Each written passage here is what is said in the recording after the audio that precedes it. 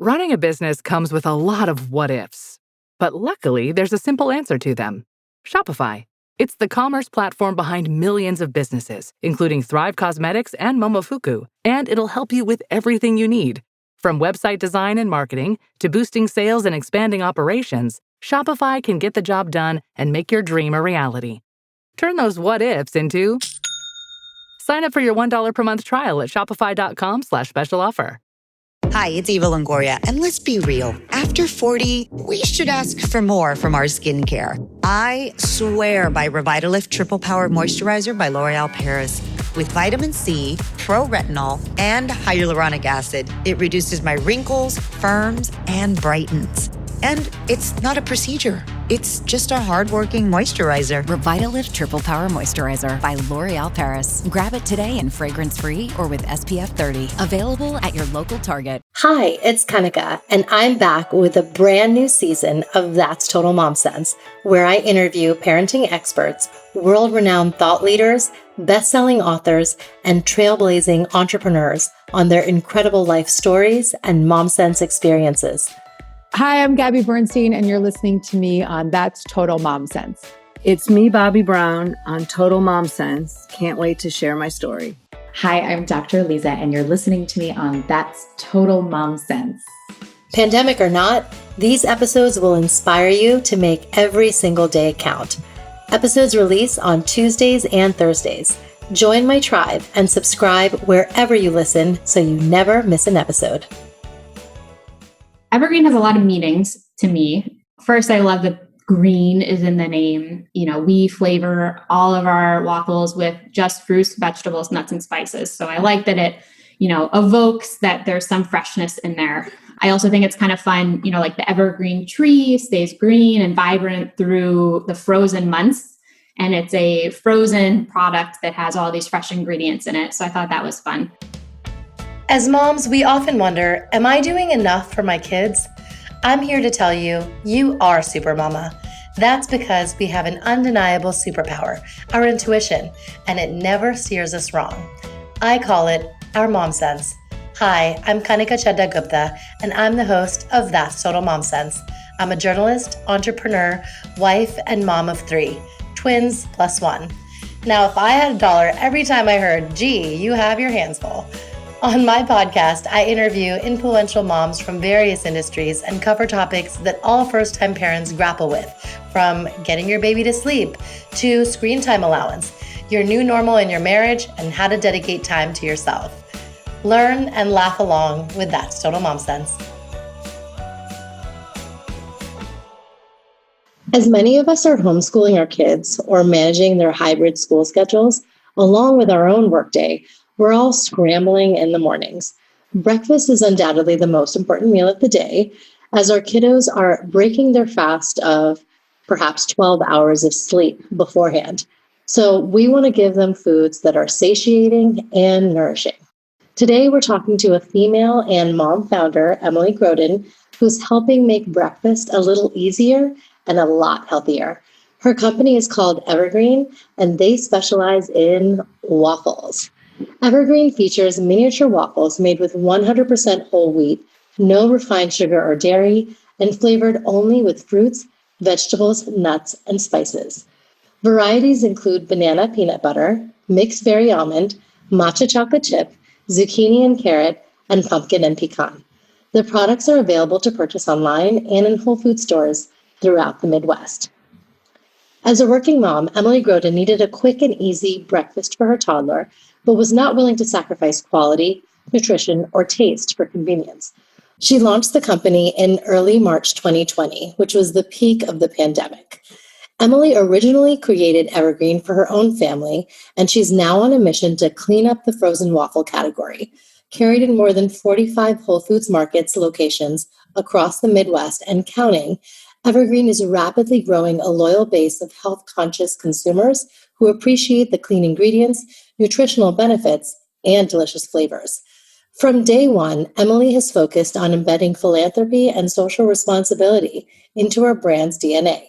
Evergreen currently makes monthly contributions to the NAACP, Legal Defense Fund, and ongoing food donations to the Common Pantry in Lakeview, a nonprofit dedicated to combating hunger and food insecurity in Chicago neighborhoods. Prior to founding Evergreen, Emily served as general counsel for the Alinea Group, owner of the only 3 Michelin star restaurant in Chicago, and Talk, an industry-shifting reservation platform. Before her pivot into the hospitality industry, Emily practiced law at Kirkland & Ellis as a corporate associate focused on mergers and acquisitions and worked for Analysis Group, an economic consulting firm in Boston. A lifelong athlete with a passion for food, Emily was a Division I swimmer in college, is an Ironman finisher and Boston Marathon qualifier, and a recipient of the Level 1 and Level 2 awards in wines through the Wine and Spirit Education Trust. Emily graduated cum laude from Yale College and Harvard Law School. She currently lives in Chicago with her husband and daughter, Riley, Evergreen's #1 fan. Welcome to the show, Emily. Thank you so much for having me. Absolutely. You have such an amazing life story. Thank you. You do. You do. Tell us what it was like growing up. I want to start with your childhood. Sure. I grew up outside of Chicago, which is where I live now. I was always an athlete, and I think that's where my love of food came from. Played every sport under the sun, but really focused on swimming. Swimmers train up to 5 hours a day from a young age. I was doing that, from 12 on. So I was always hungry, always thinking about my next snack, my next meal, and I just loved it. So I think that's where the focus on food came from. Tell us about your, just academic background as well, because, not only were you a D1 athlete, you went to such prestigious colleges. So what did you study? Sure. So I went to Yale for college. I was recruited to swim there. I was a psychology major and for a long time thought about going into clinical psychology. But I had always had this inkling towards the law. There are a lot of lawyers in my family. So I decided that, while I loved my studies in psychology, that might be more of a hobby. Books I like to read on the side, and decided to pursue law school. So I graduated from college. I did one of the typical post-college paths. I did consulting for 3 years. Actually met my husband at the consulting firm. And then we both ended up going to law school at Harvard. And when I started, I was convinced that I wanted to be a corporate lawyer. I wanted to focus on mergers and acquisitions and corporate governance. So I stacked, the first 2 years of law school with every corporate class that Harvard had to offer. And by the time I got to my 3rd year, I had all these extra credits to play around with. And Harvard has this food law and policy clinic. It's kind of a blend between school and practice. To me, it sounded like what could be better for an aspiring lawyer who loves food than to study food law and policy. So I spent a good portion of my 3rd year in the clinic and just loved it. My work focused on 2 main areas: food insecurity and food waste. But as part of that, we studied things like preservatives and additives and sugars and all the ways that kind of big food companies were sneaking those into their processed foods where you least expect to find them. So I graduated from law school, moved to Chicago, and I joined, as you mentioned in the intro, Kirkland & Ellis, which is a wonderful law firm. I really enjoyed my work. I loved the people that I worked with, but I was finding that every minute outside of the office, I was spending doing something food related. So I'd started to cook and bake a lot. And a lot of that was motivated by what I'd learned in the clinic about all the extras that were being snuck into the foods that I was buying at the grocery store. So as much as I could, I was making everything I could from scratch. And I was also trying to soak up everything I could about food through books and through TV. So one night I was sitting on my couch and I turned on Netflix, Chef's Table. They've had several seasons at this point. Each episode focuses on a chef and or restaurant that has, somehow changed the game in the restaurant world. I, was scrolling through the episodes and there was an episode on Alinea and Chef Achatz, who is the head chef there. And Alinea at the time was a few miles from my house. I'd never been. It is currently the only 3 Michelin star restaurant in Chicago. And I was so inspired by the beauty of the food and the passion of the chefs and the creativity that by the end of the episode, I opened my computer, I Googled Nick Kokonis, who co-founded the restaurant group with Chef Achatz, found his email and sent him a cold email, essentially asking if he needed a lawyer. I think part of the reason I had the courage to do this was because I thought I would never hear back from him. Okay. But much to my surprise, he wrote back about 15 minutes later. And within a couple of weeks of that, I had been offered the role of general counsel at the Alinea Group, as well as Talk, which is a reservation software that was co-founded by Nick Kokonis. So he kind of owns the two companies. So it was quite the jump from Big Lot, and one that I certainly wasn't expecting to take. But I mean, truly a dream job for a lawyer who loves food. But what turned out to be really transformative for me was the mindset that Nick and Chef Achatz and the leadership teams of both companies had, which is constantly to question the status quo. So the Chef's Table episode that I watched references that, when they were opening Alinea, one of the questions that they were asking was, why are we restricted to putting food on plates? Why can't we plate food outside of plates and be able to use our creativity that way? And one of Alinea's most famous dishes is their dessert, where the chefs come out kind of in a parade, and it's usually choreographed to music, and they plate the dessert right on your table. It looks like a piece of art, and it's also incredibly delicious. I was pushed every single day by Nick to constantly think, could I do this better? Could I do this more efficiently? Could we find a more cost-effective way to accomplish this goal? And I hadn't realized how much that had sunk in and affected me until I was driving home from work one day in late 2017, and I was listening to, surprise, surprise, a food podcast. Mm-hmm. And they were talking about the frozen breakfast market and how big it is and how it is still so dominated by that one brand that we all know really well, that I won't name here. And I immediately found myself asking why, as I had been trained to do by Nick, why hadn't anybody else come in and disrupted this market yet? And was there something that I could do about it? I had a personal stake in this matter too, because at this point we were starting to try to have a family, and I had friends and family who had already had families. So I knew that toddlers eat frozen waffles. I wasn't going to want to give my future daughter this brand. And I certainly wasn't going to have time as a working mom to make her waffles from scratch every morning before I went to work. So I needed a better option. So I got home. I literally, as soon as I parked my car, I took out my phone and I Amazon Primed a mini waffle iron. It arrived 2 days later, and I started kind of casually playing with recipes on nights and weekends. Wow. Oh my God, that's so cool.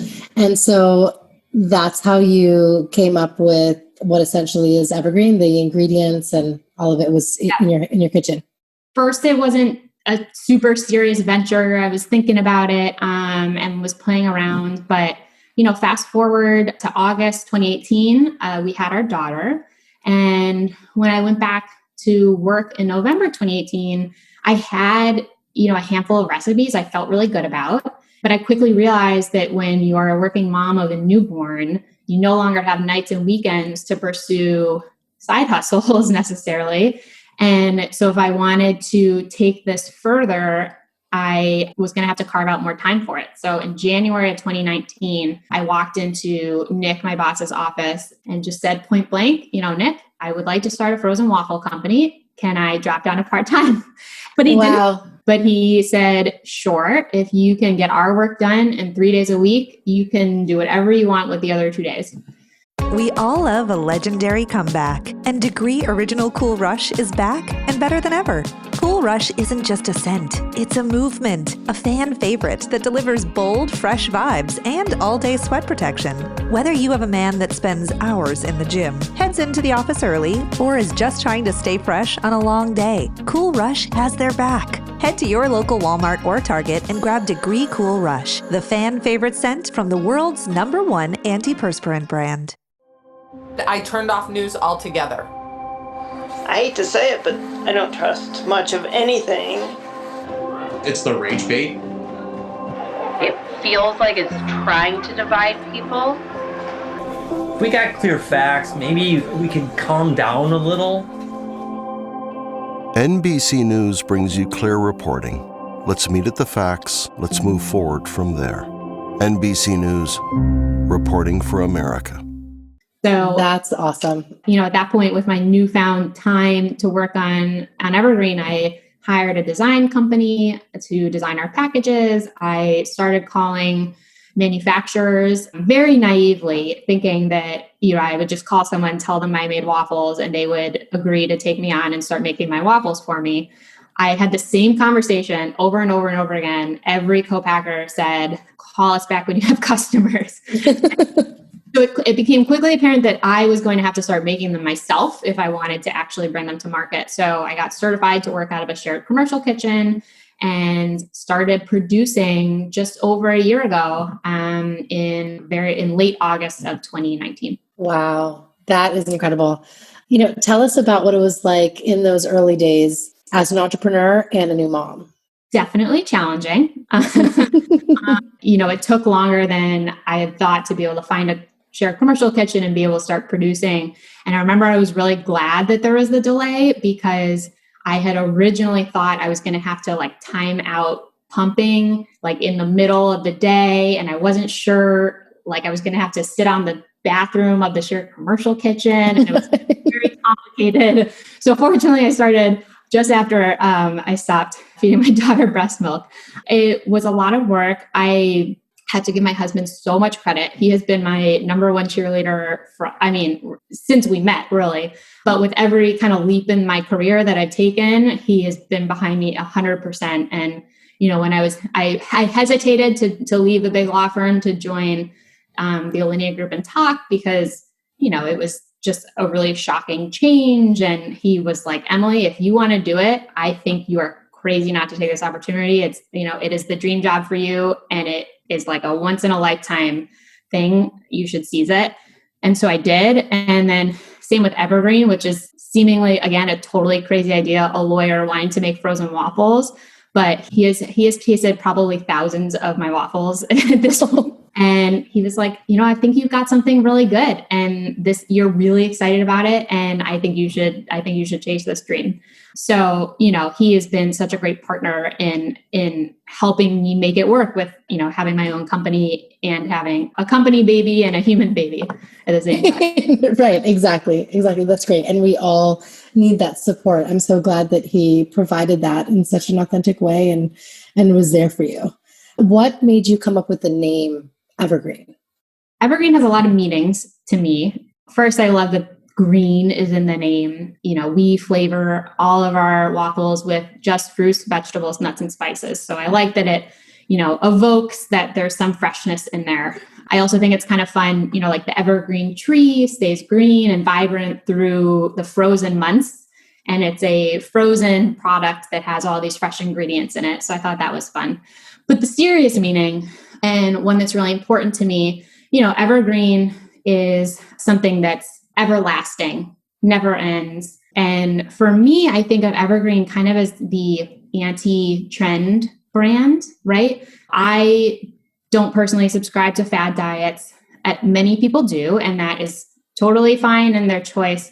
But, I think history shows, if you look back at the many fads that have come and gone over the years, that at one point we thought low fat was really good for you. And now that's no longer what people think is good for you. And so I want Evergreen to be a brand that is not focused on a fad, that is really just made up of these wholesome, nutritiously dense ingredients that have kind of stood the test of time over decades of fads. They don't come and go like trends. Right. Absolutely. I love that. For another, budding entrepreneur who's listening, what steps should they take?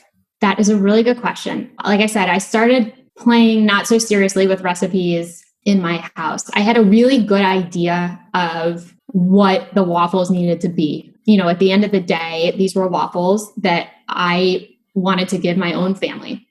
Right. So I wanted every ingredient to be either have a nutritional benefit or have a, functional necessity. Every flavor has just 8 base ingredients. It's whole grain flour, baking soda, which is an example of a functional necessity, salt, water, honey, egg, almond, and avocado oil, which is another functional necessity, but we were very thoughtful about what to use as, the spray to decrease sticking. We chose avocado oil over like a canola oil for the benefits.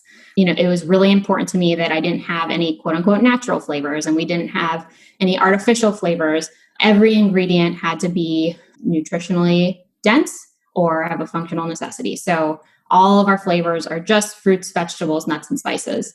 Once I had the recipes down, then it was kind of like honestly, it's just a hustle, because it was a completely new industry. I didn't really know the next steps. I did know that I had sat on a panel a few years earlier in my capacity as a food lawyer. It was at Northwestern. It was a joint event between Northwestern Law School and Kellogg Business School, which is Northwestern's business school. And one of the other people sitting on the panel had created a bar.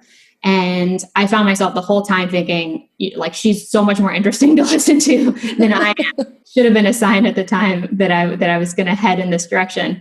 But I got her contact information and reached out to her afterwards, once I had started down this path, and asked her, who makes your packaging? How do you go about getting packaging made? And she told me who her designers were, and those became my designers. So I called them up and they started the design work, and they were really amazing partners. They do all food design. So they, helped me understand the regulations that govern food packaging. Also definitely helpful to have a legal background in that regard. Yeah. And then from there, the little thing I knew about the food industry is that usually food companies have manufacturers make them for you. So again, I just picked up the phone and I started calling people. And as I said earlier, that ended in a dead end, and I knew I was going to have to make them myself. So I started researching shared commercial kitchens in Chicago. Like I said, it was just a hustle. Like, I figured things out as I went, and I ended up here. Oh, that's wonderful. Have you done any fundraising or pitch to investors? No. So I raised a little bit of money from friends and family. I will say, if and when that time comes, again, I feel lucky that I have the legal background that I do. And in particular, being a lawyer in a tech startup, because while we were at Talk, we did fundraising rounds. And so I'm very familiar with that process. So hopefully it will be easier. Yes, absolutely. Congratulations on Whole Foods. Thank you. That is just a really incredible retailer to bag especially for a startup or for any brand. So tell us how that transpired. I took the first batch of waffles that I made in that shared commercial kitchen to my favorite corner market in Chicago. And I marched in there with a bag full of my waffles, and then another bag with my household toaster, and a container of maple syrup, and paper plates and plastic utensils. I walked in there and basically said, "Hi, I make frozen waffles, and as somebody who shops here, I think they would be a great fit." And so they invited me back, and I toasted them up some waffles, and they tried them, and they ended up buying them on the spot. And that was my very first sale, which was very exciting. And I think then gave me the confidence to reach out as my second sale to Whole Foods.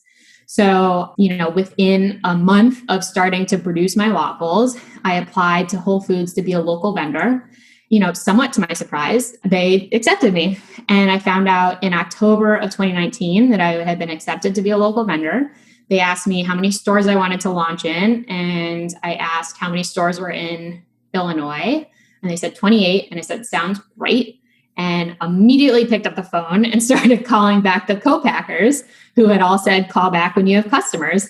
And it's amazing how much easier it is to find a manufacturing partner when Whole Foods is a customer. And so I was able to find a co-packer who would work with me, and started working with them in late January of this year. And we launched in Whole Foods the second week of March of this year, which is an odd time to launch a product, to say the least. Yeah, absolutely. Do you have any hacks that you have kind of conjured up during this time? We've always fed our daughter what we eat. My daughter's name is Riley. We've never had Riley food and us food. If we're having tacos, we might have to deconstruct the taco for her, but she's a pretty good eater. She has her bad days, but all in all, she's a pretty good eater. She likes spicy food. She likes She loves sour pickles. She likes kind of all ends of the spectrum. She loves spinach. Spinach might be her favorite food. I feel so lucky. But I think maybe it has something to do with the fact that we just put everything in front of her from as soon as she started eating solids. That's so smart. And that's really, really good advice. I feel like you can develop their palate if you just introduce things to them. You don't have to puree everything, because later on they are going to, understand textures and a variety of flavors. And so that's really, really great advice. They're not always going to like it the first time. And that doesn't mean that they're not going to like it forever. And so, keep giving it to them. And one of those times they might just love it. Okay. I always ask the same parting questions of my guests, and I love to hear what they have to say. So my first is a mom sense moment that you've had. And by that, I mean a time where you trusted your mother's own intuition.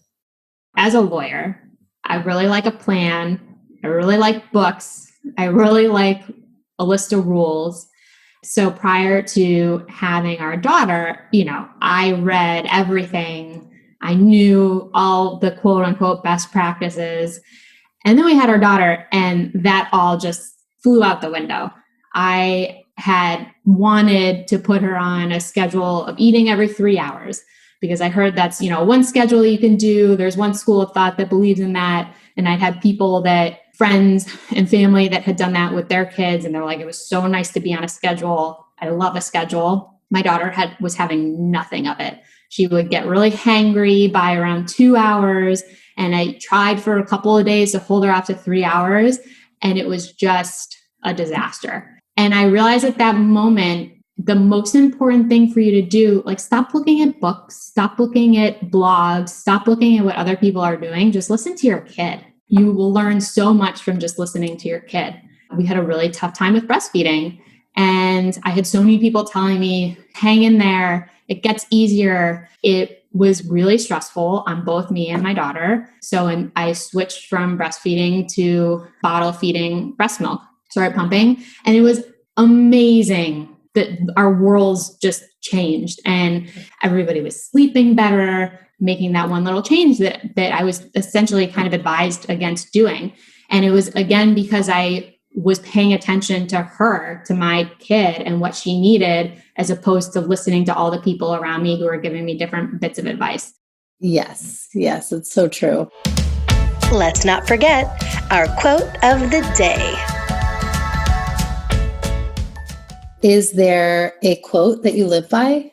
My parents have been using the pandemic to clean their house and go through the many, many boxes of things that they saved for us over the years, which is so sweet of them. But there's just so many boxes. And so they've been bringing over 1 box a week of my stuff. And it's now slowly piling up in my home. I found my high school yearbook, and it was actually the quote that I put in my high school yearbook, which is funny because it's a quote that I still live by today. It's not the size of the dog in the fight. It's the size of the fight in the dog. And your listeners can't see me, but I'm 5'3" on a good day. Okay. That is not exactly the height you want to be when you're a competitive swimmer, where height is pretty important and a pretty big. And, I was often told by people that I would never be that good because I was too small. And I took that as a challenge to instead make up for what I didn't have in my genes with hard work.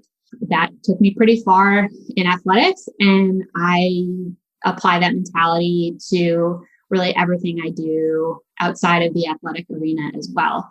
Yes, I couldn't agree with you more on that. It's now time for Mom Haul, when we share products we love.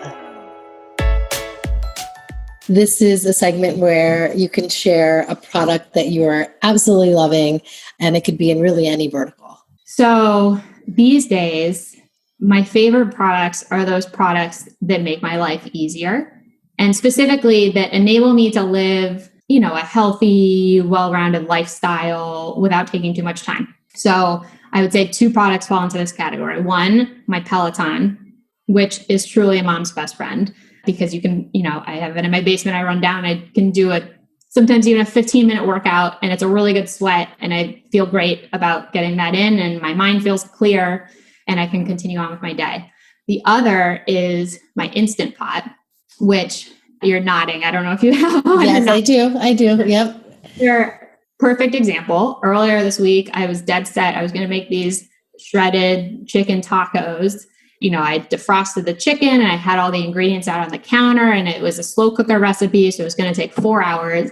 And instead of making that recipe that day, I ended up running all over Chicago, finding I had to buy dry ice, and then I had to buy some of my waffles from Whole Foods, and then I had to get them shipped out of a special FedEx location that accepts packages with dried ice. Needless to say, I did not make the shredded chicken tacos.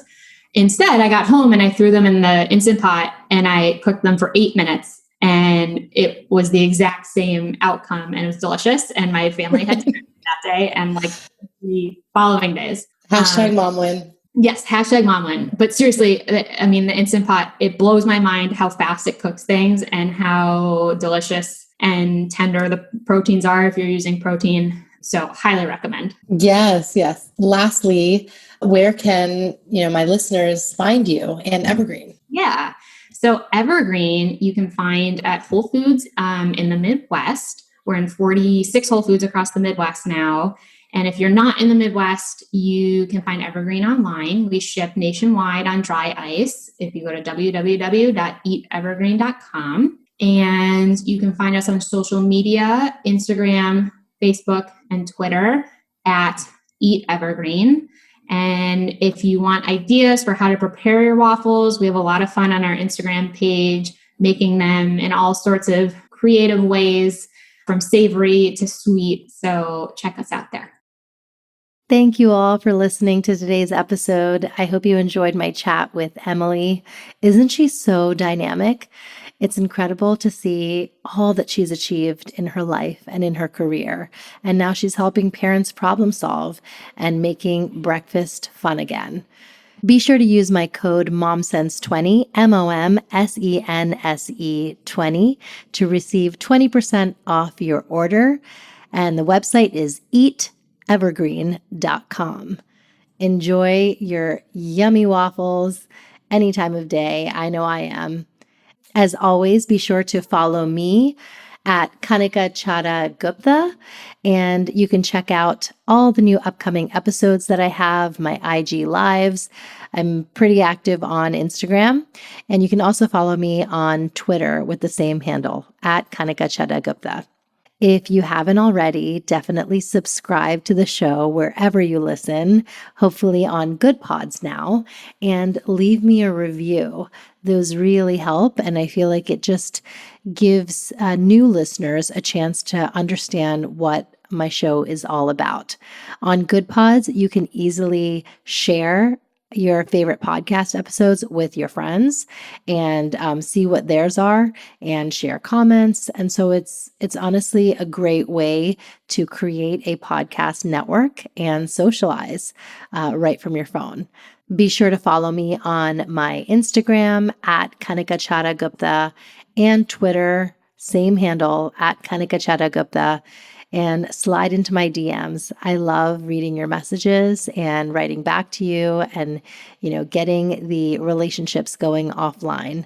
I'm so thankful to you, my tribe, for listening. Now remember, always trust your mom sense. Stay strong, Supermamas. See you next time. That's total mom sense.